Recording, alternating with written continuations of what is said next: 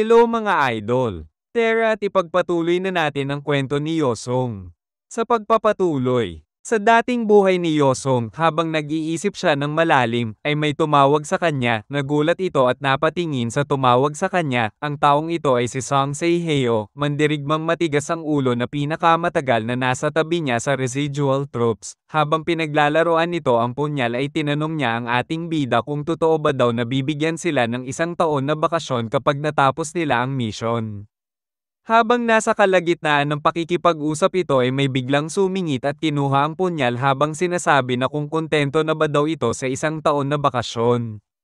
Ang taong ito ay si Bonnie Wool, ang best friend ni Song Seiheo. Ayon pa sa kanya na dapat ay makatanggap sila ng malaking reward na sapat na para makapagretiro na sila pagkatapos ng mission. Habang masayang tumatawa ay sinabi pa nito na sa wakas ay makakaalis na sila sa gantong kadelikadong lugar.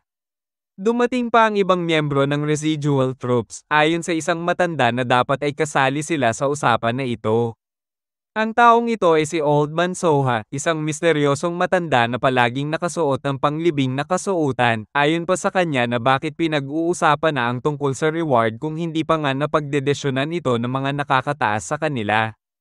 Ang taong ito naman ay si Jeong Gon, isang gwapong lalaki na laging nagme-makeup ng muka kahit na matanda na. Ayon sa kanya na wala siya pakialam sa reward, pero kung sakali man ay sana isang mamahalin na makeup na palagi nakukuha ng mga noble kapag Pasko, mapang-asar niya sinabi na mas kailangan pala ni Xianhua ang makeup na iyon. Ito si Xianhua, ang pinakamagandang mandirigma ng residual troops na makailan lang ay nagkakaroon na ng konting wrinkles, ayon sa kanya na hindi niya pa kailangan ng makeup sapagkat marami pa din na tao ang gustong makadate siya, subalit alam naman daw ni Yosong na siya lang ang nararapat sa kanya. Ang mga taong ito at si Yosong ay ang mga veteranong sundalo ng ika-7 squad ng residual troops. Sinabi ni Xianhua na magpakasal na sila ni Yosong kapag natapos na nila ang mission na ito. Makikita natin ang dismaya sa mukhang ni Yosong sa mga naririnig niya. Ayon kay Yosong na dapat ay kalimutan muna nila ang mga bakasyon, make-up at kasal na yan, sapagkat dapat ay mas mag-focus kung paano sila mabubuhay sa paparating na digmaan. Nakangiti na sinabi ni Yosong na maghanda na sila sapagkat sila ang manggaguna sa pag-atake ngayong araw. Habang hawak ang isang tasa at nakatingin sa malayo ay namimiss na ni Yosong ang dati niyang kasamahan. Habang nasa gilid ng kasiyahan ay paparating sa kanyang pwesto si Tae Gongchon, ayon dito na kung ano ang ginagawa ng star ng pagdiriwang sa gilid. Ayon kay Yosong na nagpapahangin lang siya sapagkat marami ang pumapasok sa utak niya, patawarin sana siya sa pinakitang kawalang galang, alam niya na malayo ang nilakbay ni Master Tae Gongchon para makapunta sa salo-salo. Tumatawa na sinabi ni Tae Gongchon na naiintindihan niya si Yosong, alam niya din na ang isip ay madalas hindi mapakali sa oras na ganito, at saka hindi naman kalayuan ang Mount Jongnam sa academy nila, hindi lang siya ang naparito nang marinig niya ang balita sa tagumpay ni Yosong, kundi pati ang lahat ng tao sa academy para mag-celebrate sa tagumpay. Seryoso na sinabi ni Tae Gongchon na si Yosong ang bituin ng kaganapang ito bilang pinakamahusay na Disipolo ng Chonbong Academy, kaya binabati niya ito sa pagiging pinakamahusay na mandirigmang Disipolo ng CMSO. Ayon kay Yosong na hindi lang naman siya ang nagtagumpay sa Dragon Phoenix exam, si Soso ay naging first place sa pangalawang pagsusulit at si Giho naman ay isang runner-up sa pagtatapos ng exam. Ayon naman kay Tae Gongchon na imbitado sila sa pagdiriwang sa kadahilan na si Yosong ang pinakamahusay sa lahat, si Yosong din ang best disciple ng academy nila, at mananatili ito kahit na makapasok na siya sa Higher Institute of Merem. Pinagpawisan si Yosong sa narinig niya, hindi siya sigurado kung nararapat ba sa kanya ang tawagin na best disciple ng academy nila, nagawa niyang maging main disciple subalit ang mga naturo lang naman sa kanya ay ang mga pangunahing kaalaman lang sa academy, mas karapat-dapat pa si Giho na hiraangin na best disciple sapagkat na master na nito ang Crouching Tiger Fist, o kaya so dahil sa kagalingan nito sa paggamit ng Divine Rising Snow Blossom. Humingi ng pasensya si Yosong at sinabi niya na mas karapat-dapat si Soso na makuha ang titulo ng best disciple ng academy nila. Galit na tugon naman ni Tae Gongchon na isang malaking kalokohan na ang isang babae ay ituring best disciple ng Chonbong Academy. Ang kailangan lamang ni Soso ay makahanap ng taong nararapat na pakasalan ito. Nagulat si Yosong sa mga sinambit ni Tae Gongchon, dismayado siya na mas matigas ang ulo nito kaysa sa clone na nakalaban niya. Seryosong sinabi ni Yosong na kung pwede ba siya bumoses at magbigay ng opinyon bilang isang best disciple ng academy, malugod na sinag-ayonan ito ni Tae Gongchon at ibahagi na sa kanya ito. Ang nais ni Yosong na itigil na ni Tae Gongchon ang pagtatangkang mag-ayos ng kasal nang hindi muna kinukonsulta si Soso. Ayon pa sa kanya na walang pinagkaiba ito sa pakikipagkalakalan sa kanyang anak, alam niya na wala siya karapatan na sabihin ito, ngunit upang maging isang maayos na guro ng academy, hindi ba dapat matuto muna ito maging isang mabuting ama, nabigla si Tae Gongchon sa mga sinabi ni Yosong. Nagpaalam na si Yosong at sinabi niya na sana ay ikonsidera ni Tae Gongchon ang mungkahi niya. Habang papaalis na si Yosong ay, sinabi ni Tae Gongchon na kung galit pa rin ba si Yosong sa pag-utos dito na humingi ng kapatawaran kay Chorang. Napabuntong hininga si Yosong at sinabi nito na naniniwala siya na walang kinalaman iyon sa pinag-uusapan nila, ayon naman kay Tae Gongchon na ang lahat ng ginagawa niya bilang guro at isang ama ay para sa kanilang dalawa ni Soso. Napangiti na lang si Yosong at nagbalik tanaw sa kanya ang nakaraan nito. Habang nakakuyong ang kamao ay nanginginig ito, alam niya na halatang katwiran lang ang mga salitang iyon para sa kanyang sarili. Napansin ni Tae Gongchon ang kinikilos ni Yosong ngayon, napapikit siya habang sinasabi na mas makakabuti para sa lahat na kung matuto si Yosong na isawalang bahala na lang ang lahat ng nangyari, siya na daw ang bahala na ayusin ang kahihiyan na ibinigay ni Yosong kay Chorang. Napaisip si Yosong sa mga bagay-bagay, lalo na ang pagbibigay ni Master Tae Gongchon ng sobrang galang sa isang Daisy Polo na si Chorang. Tinanong niya ito kung si Taegijong din ba ng Jongnam sect ay kinukonsidere din ba nito na young master. Ayon naman kay Tae Gongchon na kailangan din ni Yosong na gumalang at tawagin na young master Taegijong ito. Aware siya na hindi maganda ang unang pagkikita nila ni Taegijong subalit dapat niya ito galangin parent. Pahabol pa nito na mas mabuting matutunan din ni Yosong kalimutan ang mga bagay na iyon kung gusto nito magtagumpay sa Merm Alliance. Seryosong sinabi ni Yosong na isa na lang ang masasabi niya, na ang pagiging master nito ay hindi ibig sabihin na habang buhay na mananatili ito sa isip niya, dahil balak niya kalimutan ang mga bagay ng madali gaya ng iminungkahi nito, at tuluyan na si Yosong umalis, habang si Tae Gongchon ay pinagmamasdan lang ang pag-alis ni Yosong. Sa isip-isip ni Yosong na kung sa dating buhay niya ito nangyari ay baka tahimik lang siya nakikinig sa mga sinabi ni Tae Gongchon sa kanya, subalit naranasan na niya ang ginagamit na parang isang kasangkapan lamang sa dati niyang buhay, kaya walang rason para sundin niya ang mga sinasabi ng isang katulad ni Tae Gongchon, at ayaw na niya din makita pa kahit kailan ang isang taong tulad nito. Habang nakayuko na naglalakad at maraming iniisip ay biglang may humawak at humila kay Yosong, nagtataka siya na tinanong kung ano ang problema, subalit biglang pinaghahampas siya ni Soso at pinapagalitan kung ano sa atin din ni Yosong ang ginagawa niya na parang isang baliw, habang si Giho naman ay humahanga sa mga ginawa ni Yosong. Nag-aalala na sinabi ni Soso na ang sinabi niya noon kay Yosong na pwede nila pag-usapan ng tungkol na iyon sa kanyang ama, subalit hindi ganap na pinutol ang ugnayan nito kay Tae Gongchon. Naiirita na sinabi ni Yosong na kalimutan na lang ito, mas gugustuhan niya ang umalis na lang kaysa na ituring ng mga young master ang mga mayayabang na si Chorang at Taegijong, tsaka, kumbinsido pa rin ako na ikaw ang pinakakarapat dapat sa titulong Academy's Best Disciple, napahinto si Soso at nahihiya sa narinig nito. Ayon pa kay Yosong na hindi dapat mag-alala si Soso sa pag-alis niya sa academy, dahil mananatili itong kanyang kaibigan kahit sino pa ang ama nito.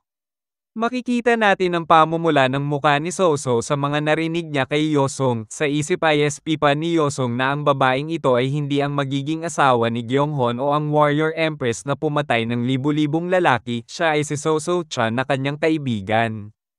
Tinatapik ni Yosong si Soso habang sinasabi na tawagan lang siya kapag kailangan nito ng tulong kung sakaling pinamimigay ulit siya sa ibang pamilya, habang si Soso ay namumula sa mga pinapakita ni Yosong sa kanya, subalit patuloy pa din ni Soso na pinaghahampas si Yosong habang sinasabi na hindi pa rin kaaya-aya ang mga pinaggagawa ni Yosong nang kausap nito ang kanyang ama, habang si Giho ay sinusubukan na pigilan si Soso. Biglang inangklahan ni Giho ang dalawa habang sinasabi na huwag kakalimutan na makipag-ugnayan sa kanya ang dalawa bilang mas nakakatanda sa kanila kapag nasa panganib ang mga ito. Nakangiti niya din sinabi kay Yosong na maglaban ulit sila pagkatapos ng pagsasalo-salo, na sinang-ayon na naman din ni Yosong. Habang pinagmamasdan ni Yosong ang dalawa ay nasa isip-isip niya na kahit wala na ang 7th Squadron ng residual troops niya noon, ay mayroon naman siya ngayon na dalawang matalik na kaibigan. Wala siya pakialam kung dumating man si Chonma, sapagkat sisiguraduhin niya na tatalunin na niya ito. Habang nasa kalagitnaan ng kulitan ng tatlo ay nagulat sila sa naririnig nilang sigawan. Tinanong ni Yosong kung ano ang nangyayari. Ayon naman kay Soso na mukhang kakarating lang ng mga ito. Tinanong naman ni Yosong kung sino ang mga dumating. Sinabi ni Giho na dahil si Yosong ang kauna-unahang nanalo sa Dragon Phoenix exam na taga-Soan. Tinanong naman ni Yosong kung ano naman ang tungkol doon. Pinaliwanag ni Giho na kung sa tingin ba niya nahahayaan lang ng mga tao na taga-Soan na papalagpasin ang nakakamanghang achievement na iyon. Lahat ng tao sa nayon ng Soan ay nagsasaya ng malaman ang balita na may taga-Soan ang nanalo sa Dragon Phoenix exam. Napakaraming mga tao na taga-Soan kasama na ang ibang mga opisyales ang nagdesisyon na pumunta para makongratulate si Yosong, kaya ang mga dumating ay ang mga taga-Soan. Makikita natin ang pagdating ng napakaraming tao habang sinisigaw ang pangalan ni Yosong. Namangha si Yosong nang makita ang napakaraming tao na pumunta sa Mount Jongnam para lamang i-congratulate siya. Nakikilala niya ang ibang mga tao na dumating, subalit ang karamihan ay hindi niya pa nakikita ang mga ito, hindi siya makapaniwala. Mapang-asar na sinabi ni Soso na mukhang celebrity na si Yosong ngayon, subalit nagulat din si Soso nang marinig niya na sinisigaw din ang pangalan niya. Ayon sa mga mamamayan ng Soan ay ang tatlo ang pride ng Soan. Nahihiya si Soso sa mga naririnig niya, habang si Giho naman ay natutuwa. Ayon naman kay Yosong na naging bahagi din siya ng mga tao noon, kaya alam niya kung ano ang gusto ng mga tao na ito sa kanila ngayon, at ito ay ang makisali sa kanila bilang iisa sa komunidad. Sabay kinuha ni Yosong ang kamay ng dalawa at itinaas ito na kinagulat ng mga ito. Masaya na kumakaway ang tatlo sa napakaraming tao na nanggaling pa sa lugar ng Soan. Napangiti na lang ang ama ni Yosong habang pinagmamasdan ng kanyang anak. Minabuti na rin ito ang umalis dahil sapat na sa kanya ang makita si Yosong, subalit napansin naman ni Yosong ito, at agara na umalis para pumunta sa kanyang ama. Kinagulat ng dalawa kung saan pupunta si Yosong, habang si Yosong naman ay patuloy na nagmamadaling tumakbo, papunta sa mga tumpukan ng mga tao ng Soan.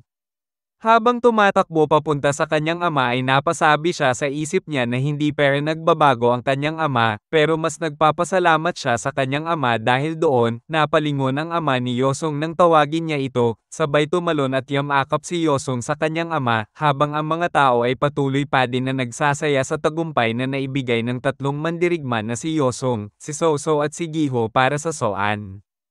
Makalipas ang ilang oras, habang inaalala ang mga katagang sinabi sa kanya ni Master Bongnam, napagtanto niya na naibalik nito ang 30 years na pasanin niya noon, kung saan ang gusto niya na lang sana ngayon ay ang mabuhay kung ano ang buhay niya ngayon. Nang matapos niya ang goal na makapasa sa Dragon Phoenix exam, ang mga piraso ng alaala na pilit kong pinipigilan, unti-unting naglaho sa loob ng aking ulo. Pagkaraan ng ilang siglo, muling nagtipon ang mga demonyong kulto bilang kulto ng Chonma upang tuluyang ilunsad ang kanilang pagsalakay. Lahat ng ito ay nagsimula sa kanilang deklarasyon ng digmaan. Ang Chonma ay ang sinaunang pamagat na ginamit ng maalamat na demonyong mandirigma na nagbabanta sa bansang Junguan noon pa man. Isang bagong batang mandirigma ang bumangon upang angkinin ang kilalang titulo, ngunit ang alyansa ng Murem ay nanunuya sa ideya noong panahong iyon. Karamihan sa mga puwersa ng alyansa ay ipinadala sa timog upang harapin si Gyeonghon Bukli at ang kanyang batang asawa sa halip, dahil ang First House of Chaos ay itinuturing na isang mas malaking banta. Sa kanilang kawalang ingat, ang alyansa ay nauwi sa pagkawala ng mga teritoryo ng Chonghe, Gamsok, at Sakhien sa demonyong kulto. Ito ang nagbunsod sa sentral na pamahalaan upang matanto ang kabigatan ng sitwasyon. Nagsimulang makisangkot ang hukbong imperial gayon din ang mga matataas na sekta ng alyansa. Ngunit hindi sana si Yosong mamamatay kung nalutas nito ang lahat. Ang mga mandirigma ng alyansa ay pinatay ni Chonma at ng kanyang mga demolisher, anuman ang kanilang katayuan sa buhay. Habang ang alyansa ay walang magawa laban sa hukbo ni Chanma, nagsimula ang bagong taon ng Pulang Unggoy na nagtatak sa kinabukasan ng Merem. Nagagalit ang isang general habang sinasabi na ang lugar ng Soljang, Chonghe, Bakhe at Unem ay napasa kamay na ng demonic cult, ilang oras na lang bago ang mga ito magmarcha papunta sa puso ng bansang Jungwon. Ayon sa isang lalaki na saglit nilang isaalang-alang ang sitwasyon na meron sila ngayon, isang walang pigil na talam ang umaatake sa mga leeg nila ngayon, makakaligtas lamang sila kung luluhod sila sa mga demonic cult, at ikamamatay lang nila kung magdesisyon sila na labanan ang mga ito. Ang nagsalita na ito ay ang leader ng Heavenly Demon Slayer na si Jium Namgong. Ang panukalang pagsuko ay halos tinanggihan pagkatapos ng mainit na debate. Ngunit ang 5 pinuno na nagmungkahi ng walang pasubaling pagsuko noong araw na iyon ay nagtapos sa pagtalikod sa alyansa sa kanilang mga hukbo, at isa sa kanila ay si Jium Namgum, ang pinakamalakas na mandirigma sa mundo noong panahong iyon. Nagagalit habang sumisigaw si Master Honjin habang pinagmamasdan ang pag-alis ng mga duwag na pinuno, lalo na nang mapagtanto niya na ang pinakamalakas ng mandirigma ng Jungwan ay kabilang dito. Ayon pa sa kanya na dapat ang pinakamalakas na mandirigma ang siyang huling sumusuko sa kalaban, naiinis siya na tinatanong kung sino pa ang gugustuhan lumaban ngayon. Kasabay ng galit ni Master Honjin ang galit ng kalangitan. Ang pagsuko ng taon ng Pulang Unggoy, ito rin ang naging simula ng pagsikat ng 5 taksil ng unggoy, pati na rin ang simula ng unti-unting pagkawasak ng bansang Jungwon. Sa kalaliman ng gabi ay biglang bumagsak ang snow sa kalangitan, at ito ang unang snow ng taon, habang si Yosong ay nakatayo at pinagmamasdan ang pagbagsak ng snow. Seryoso niyang iniisip na ang pagdating ng snow ang hudyat para siya ay gumawa na ng hakbang, aalamin niya ang lahat kapag nakarating na siya doon. Dumating si Soso habang sinasabi na dumating na ang snow sa unang pagkakataon ngayong taon. Ayon naman kay Yosong na hindi lang ito simpleng snow ang meron sila ngayon, nagtataka na tinanong ni Soso kung ano ang espesyal sa snow na ito. Ang tugon naman ni Yosong na ang snow na ito ay sapat na upang gumuho ng isang tuktok ng bundok na ginagawang medyo espesyal kung tatanungin mo ako. Hindi maintindihan ni Soso ang ibig na ipahiwatig ni Yosong, tinanong niya ito kung paano niya naman nalaman na guguho ang isang tuktok ng bundok, nakangiti na sinabi ni Yosong na ito ay isang bagay lamang na alam niya. Habang nag-uusap ang dalawa ay biglang lumapit si Jujo kay Soso, habang hinihima si Jujo ay namamangha siya sapagkat hanggang ngayon ay gising pa rin si Jujo kahit na sobra-sobra ang ininom na alak ni Jujo. Tinapagtapik din ni Yosong si Jujo habang sinasabi nito na nagmana sa kanya si Jujo sa lakas nito uminom ng alak. Ayon naman kay Soso na nag-uumpisa na naman si Yosong magsalita ng mga walang kwentang bagay, hanggang sa magdikit ang kanilang mga kamay habang hinihimas si Jujo, na kinagulat ni Soso at namula ito, kaya tumayo na ito habang sinasabi na mukhang umiinit sa kalagitnaan ng taglamig. Pinagpapawisan siya ngayon, pinagtaka naman ni Yosong ang mga sinabi ni Soso. Tinawag ni Yosong si Soso, na kinagulat naman ito. Tinanong niya si Soso kung pwede niya alagaan si Jujo habang pansamantalang wala siya dito. Nagtataka na tinanong ni Soso si Yosong kung saan ito pupunta. Ayon naman kay Yosong na dahil nag-umpisa na ang snow ay kailangan na niya umalis. Habang tinatanong ni Soso kung ano ang ibig nitong ipahiwatig, ay biglang tumalon na si Yosong para tuluyan ng umalis. Habang papalayo na si Yosong ay tinatanong ito ni Soso na kung saan ito pupunta. Maari naman daw silang magsama-sama bilang grupo bukas ng umaga para bumalik sa Soan.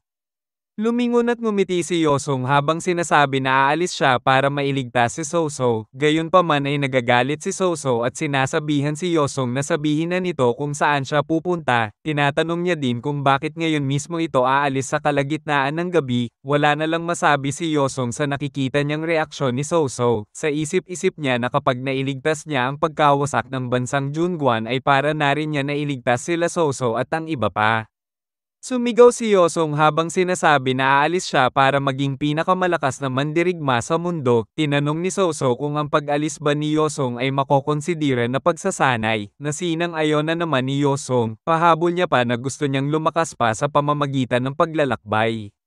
Napaisip at natahimik si Soso hanggang sa tinanong niya si Yosong kung pwede ba siya isama nito, subalit agaran na tinanggihan ito ni Yosong, nagagalit na nagtanong si Soso kung bakit hindi pwede. Ayon naman kay Yosong na masyadong malayo at napakadelikado ng pupuntahan niya, nagtataka na tinanong ni Soso kung saan ba ito pupunta, subalit mapang-asar na sinagot ni Yosong ito na sinabi na niya kanina na pupunta siya sa lugar kung saan maliligtas niya ito. Seryosong tinitigan lang ni Soso si Yosong habang nag-aantay ng seryosong kasagutan hanggang sa sinabi ni Yosong na sa Henam siya pupunta. Ayon kay Yosong na malayo ang lalakbayin niya, nagulat si Soso nang malaman na sa Henam Island ito pupunta, napakalayo ng Henam. Tinanong niya ito kung paano na ang paparating na personal na panayam ng Higher Institute na magaganap sa susunod na buwan sa pagbisita ng tagapanayam sa Soan, hindi ba pwede na umalis na lang ito pagkalipas ng isang buwan, sa panahon na din na yon ay titigil na ang pagbuhos ng snow. Ayon kay Yosong na hindi niya magagawa iyon sapagkat ang kakaibang kababalaghan ay mawawala na, habang kinukuha ang jade pendant ay, sinasabi niya na pwede siya kumuha ng panayam sa personalidad sa Henam gamit ito. Sa isip-isip ni Soso na napakatigas ang ulo ni Yosong, siguro ay dapat baliin na lang niya ang mga paa nito para hindi na umalis. Tinanong ni Soso kung kailan naman ito babalik. Ayon kay Yosong na babalik siya sa Tagsibol at kapag nasa level 30 na siya, ibig sabihin kapag lumakas ito ng kahit papano, tuluyan ang nagpaalam si Yosong at sinabi niya na magkita na lang ulit sila sa Higher Institute of Merem, habang si Juju naman ay bumababa at papunta sa ama ni Yosong, habang ang ama nito ay naglalakad na may hawak na itim na kasuotan at sinasabing masyadong lumalakas ang snow. Ibinigay ng kanyang ama ang kasuotan at sinasabihan siya nito na dapat ay may maayos itong kasuotan bago umalis. Napangiti si Yosong habang pinagmamasdan ng kanyang ama hanggang sa magpaalam na siya rito at tuluyan ng umalis. Sa pag-alis ni Yosong ay tinatanaw lang siya ng kanyang ama at si Soso habang si Juju naman ay sumusunod sa kanya.